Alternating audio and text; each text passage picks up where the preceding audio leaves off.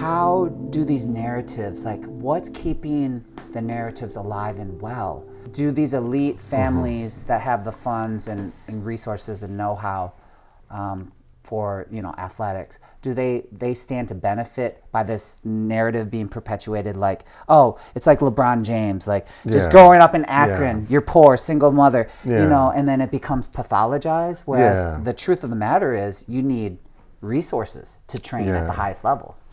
I mean, there's a couple of responses to your question. So I'll start with kind of one general one, which I always find interesting. And this has been more the kind of research kind of focus of my colleague, Ruben Gasterbini-Fernandez. But I've looked at a little bit this topic of how elite schools, not everyone can be the top academically within these elite spaces.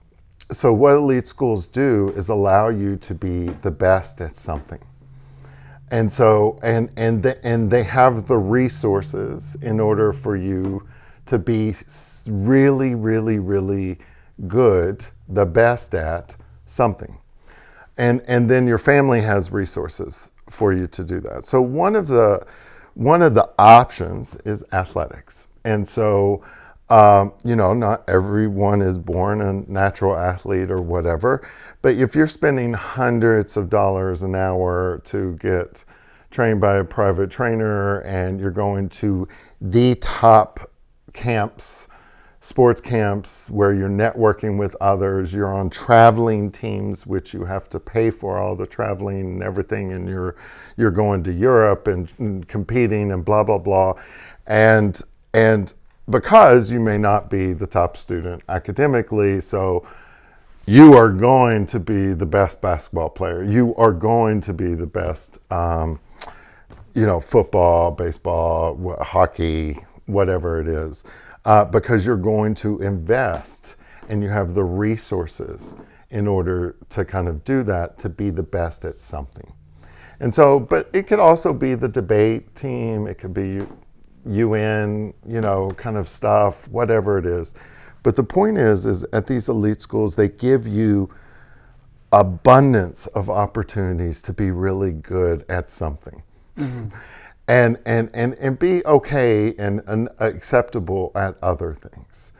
And so we see that as higher ed institutions have become more competitive. It's not just good enough to have a high GPA and all that. You really got to be the best at something. And then in the U.S. context, that means that, you can be really good at sports. You can be really kind of demonstrate your leadership abilities.